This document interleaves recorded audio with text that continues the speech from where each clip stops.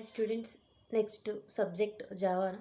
So Java lo most of the important concept package in Java. Okay, packages concept. Package is nothing but first definition చూద్దాం. After that some uses and types of packages and with example program కంప్లీట్గా తెలుసుకుందాం. Video skip చేయకుండా చూడండి. So package is nothing but A Java package is a directories that contains A group of similar type of classes interfaces and sub packages. So ఇక్కడ మన ఒక package అనేది like డైరెక్టరీలా మనకి use అవుతుంది అనమాట. That means related that similar types are related ఉన్న ఒక classes అన్నీ లేదా ఇంటర్ఫేసెస్ ఆర్ సబ్ ప్యాకేజెస్ అన్నీ ఒక గ్రూప్ ఆఫ్ ఫార్మేట్స్లో ఉంటుంది. సో దాన్ని మనం ప్యాకేజ్ అంటాం. రియల్ ఎగ్జామ్ చూసుకున్నట్టయితే సో మనం మొబైల్స్లో గ్యాలరీలో స్క్రీన్ షాట్స్ కెమెరా వీడియోస్ అని సెపరేట్గా రిలేటెడ్ అవన్నీ మనకి ఫోల్డర్లోని ఆ రిలేటెడ్ ఫోల్డర్ దాంట్లో గ్యాలరీ నార్మల్గా కెమెరాస్తో తీసింది కెమెరా ఫోల్డర్లోని, నెక్స్ట్ వాట్సాప్ నుండి వచ్చింది వాట్సాప్ ఫోల్డర్లోని, నెక్స్ట్ మ్యూజిక్ అయితే మ్యూజిక్ యాప్లోని, అలా మనకి డిఫరెంట్ ఫోల్డర్స్లో క్రియేట్ చేసుకొని ఆ టైప్ సిమిలర్ టైప్ అన్నీ సో మనం అక్కడ ఫోల్డర్ టైప్లో ఫార్మేట్స్లో స్టోర్ చేస్తాం కదా, లైక్ దట్ ప్యాకేజ్ కూడా సేమ్ అలాగే రిలేటెడ్ ఉన్న ప్రోగ్రామ్స్ అన్నీ మనకి రిలేటెడ్గా ఉన్నవన్నీ ఒక గ్రూప్లో ఫామ్ అయ్యి అది మనకి ప్యాకేజ్ అని కాల్ చేస్తాం. ఓకే, సో ఇక్కడ ప్యాకేజ్ యొక్క యూజెస్ ఏంటో తెలుసుకుందాం. 4 టైప్స్ ఉంటాయి. First one reusability. So reusability కోసం మనం ఈ ప్యాకేజెస్ని యూజ్ చేయొచ్చు. డెఫినేషన్ చూద్దాం. Placing common code in a common folder. So once మీరు కెమెరాతో మనం ఏదైతే ఫ్లిప్ చేస్తామో అదే ఫొటోస్ తీస్తామో అవన్నీ క్యాప్చర్ చేసినవన్నీ కెమెరా ఫోల్డర్లోనే మనకి ఆటోమేటిక్గా సేవ్ అవుతాయి.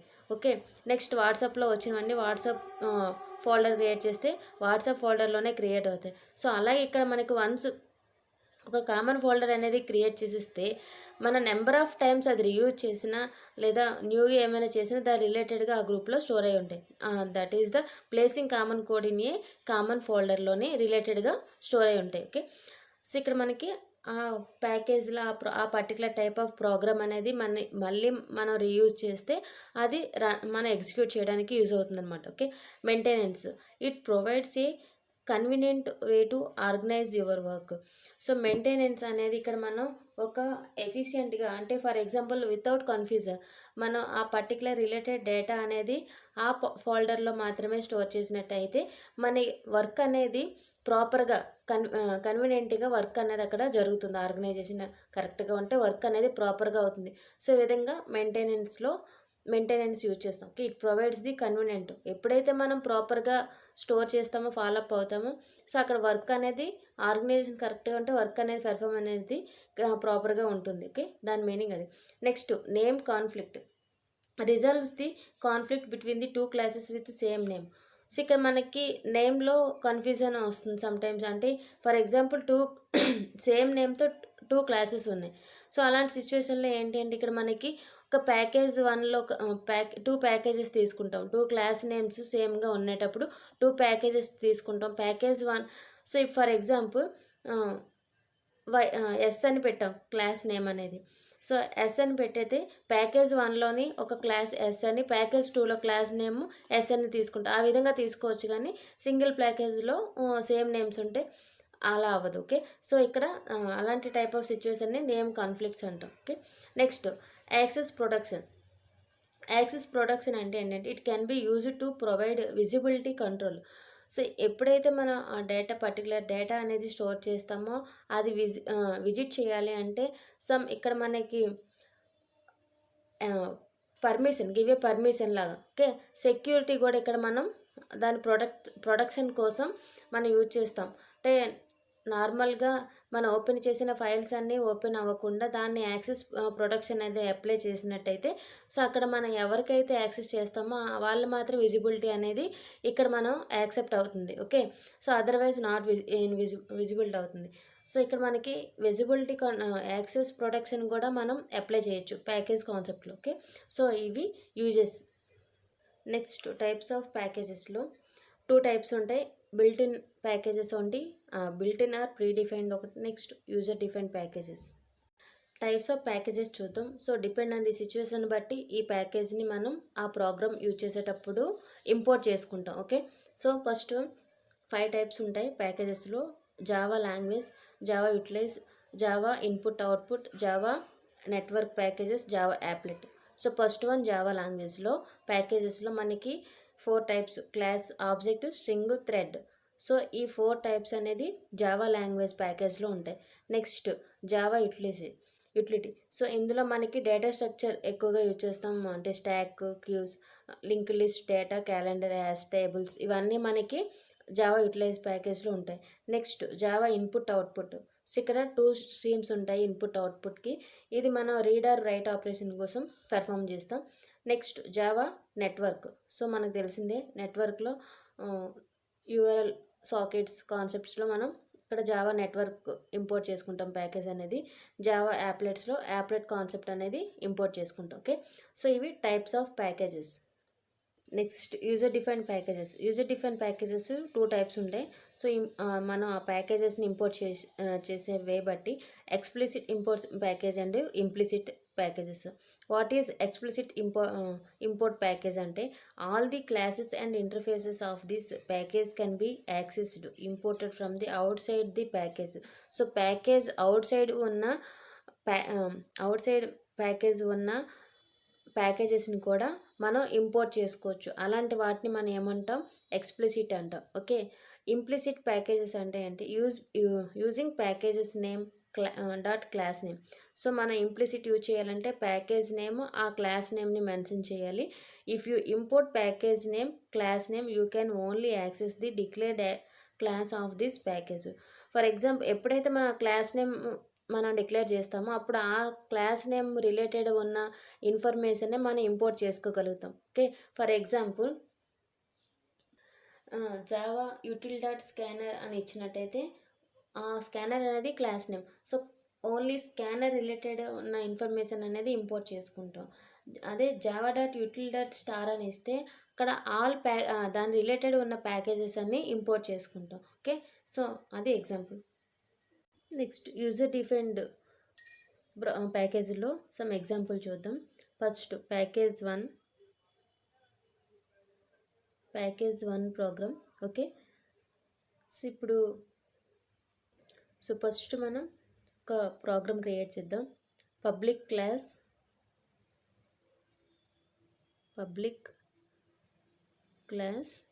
క్లాస్ నేమ్ జెడ్ అని ఇచ్చాం. Okay, next public static int add addition of 2 operation చేద్దాం. That is int a and int b. Okay, next return చేద్దాం ఆ వాల్యూని, return a plus b. Next public static void main string args. So ఇక్కడ మనం package 1లో just declaration statements రాసాం. Next package 2 ఒక ప్రోగ్రాంలో మెయిన్ ప్రోగ్రామ్ రాద్దాం. ఇక్కడ main method. So public class Y అని ఇచ్చాను. Okay, public static void main string args. Okay, so ఇక్కడ మనం ఆబ్జెక్ట్ క్రియేషన్ చేస్తాము. ఆబ్జెక్ట్ క్రియేషన్ ఇక్కడ ప్రోగ్రామ్ని ఇంపోర్ట్ చేసుకోవాలి కదా. That's why Z object creation equal to new Z. ఇక్కడ క్లాస్ అనేది మనం ఇక్కడ యూజ్ చేస్తున్నాం కదా. Next int c equal to object add 5, 6. ఈ ప్రోగ్రాంలో మనం డిక్లరేషన్ చేసాం. ఇక్కడ మనం ఈ ప్రోగ్రాంలో దాని వాల్యూస్ అనేది డిక్లేర్ చేస్తున్నాం. System dot out dot println. So so సిలో కదా మనం వాల్యూస్ పాస్ చేసాం, సో సిని. ఓకే, సో ఇక్కడతో ప్రోగ్రామ్ అయిపోయిందంటే నో, ఇక్కడ ఎర్రర్ అనేది వస్తుంది. సో మనం రన్ చేసేటప్పుడు ప్రోగ్రామ్ అనేది ప్యాకేజ్ 2ని రన్ చేయాలి. ఓకే, ప్యాకేజ్ 1లో మనం జస్ట్ స్టేట్మెంట్సే వచ్చాం డిక్లరేషన్. సో మెయిన్ మెథడ్ మనం రన్ చేయాలి కాబట్టి మెయిన్ మెథడ్ని రన్ చేస్తాం. సో బిఫోర్ రన్ మన ఈ ప్రోగ్రామ్ని ఇంపోర్ట్ చేసుకుంటున్నాం. అంటే ఇక్కడ ఏ ఆపరేషన్ పెర్ఫామ్ చేస్తున్నామో దాని యొక్క వేరియబుల్స్ అన్ని ఇక్కడ డిక్లరేషన్ చేసాం కాబట్టి దీన్ని మనం ఇక్కడ ఇంపోర్ట్ చేస్తూ, సో ఈ వాల్యూస్కి మనం ఇక్కడ ఈ వేరియబుల్స్కి ఇక్కడ ఇచ్చిన వాల్యూస్ అనేది పాస్ అవ్వాలి కాబట్టి, సో ఇక్కడ నేను ఇంపోర్ట్ చేసుకుంటున్నాను. ఇంపోర్ట్ ప్యాకేజ్ 1 ఏ నేమ్ ఇస్తామో ఆ నేమే. So package 1. Okay, star.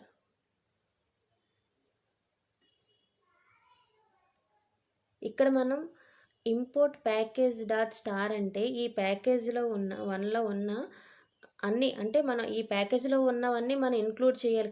Compulsory అన్నీ రావాలి అంటే ఇంపోర్ట్ చేయాలి అంటే స్టార్ పెడతాం. ఇన్ కేస్ క్లాస్లో ఉన్నవి కావాలి అంటే మనం జెడ్ పెడతాం. సో స్టార్ యూజ్ చేస్తే అది అవుట్ సైడ్ది కాబట్టి సో ఎక్స్ప్లిసిట్ ఇంపోర్ట్ అంటాం. సో ఇన్ కేస్ మనం ఇక్కడ క్లాస్ నేమ్తో మనం ఇంపోర్ట్ చేసినట్టయితే దాన్ని ఇంప్లిసిట్ ఇంపోర్ట్ అంటాం. ఓకే, సో ఇది ప్యాకేజ్ యొక్క ఈ విధంగా మనం రిలేటెడ్ ఉన్న ప్రోగ్రామ్స్ని ఇంపోర్ట్ చేసుకుంటాం. సో దీని యొక్క అవుట్పుట్ అనేది ఏకి 5 వెళ్ళి బికి సి అనేది వెళ్ళి, సో A+B 5+6 అవుట్పుట్ వచ్చేసరికి మనకి 11 అని అవుట్పుట్ వస్తుంది. Next built in package static definition చూద్దాం. The static imports allows you to access the static member of free class directly without using the fully qualified name. So ఇక్కడ మనం static వచ్చేసరికి డైరెక్ట్గా మనం మెన్షన్ చేసేయచ్చు స్టాటిక్ యొక్క మెంబర్ని. Okay, without using fully qualified. For example program చూస్తే అర్థమవుతుంది. సో దీని యొక్క syntax package name, sub package name, class name, static members name. Okay, so example program public static void main string args common కదా, system.out.println. So ఇక్కడ మన task ఏంటి అంటే mathematical functions use చేసి, అంటే power. Okay, power function plus math functions use చేసి నేను ఇక్కడ పవర్ అనేది అంటే 2² ఎంత 4. సో అవుట్పుట్ నాకు 4 రావాలి. సో దానికోసం మ్యాథ్ ఫంక్షన్స్ యూజ్ చేసాను. సో ఈ విధంగా రాయొచ్చు. బట్ మనం ఇక్కడ నెంబర్ ఆఫ్ మ్యాథ్ ఫంక్షన్లో మనకి ceiling, power, maximum, minimum value, number of functions use చేయాలి అంటే సో ప్రతిసారి మనం మ్యాథ్ అని పెట్టుకునే కన్నా సో ఇక్కడ మనం import static Java language. So Java లాంగ్వేజ్లో మనకి మ్యాథమెటికల్ ఫంక్షన్స్ అన్నీ ఉంటాయి కాబట్టి సో దాన్ని సింపుల్గా నేను ఇంపోర్ట్ చేసుకుంటే మన ఈచ్ అండ్ ఎవ్రీ టైం కూడా మ్యాథ్ని మనం మెన్షన్ చేయవసరం లేదు. For example system.out. ఇవన్నీ కామనే. Okay, power function. Okay, next power అన్ని సింపుల్గా ఇచ్చి 2 నెక్స్ట్ సేమ్ అంటే మ్యాథ్ అని మెన్షన్ చేయవసరం లేదు. పవర్ 2 3 ఇలా మనం డైరెక్ట్గా యూజ్ చేసేయచ్చు without math using. Okay, star పెడితే ఇందులో ఉన్న ఫంక్షన్స్ అన్నీ ఆటోమేటిక్గా మనకి అప్లై అయిపోతాయి. సో ఈ ప్రోగ్రామ్ యొక్క అవుట్పుట్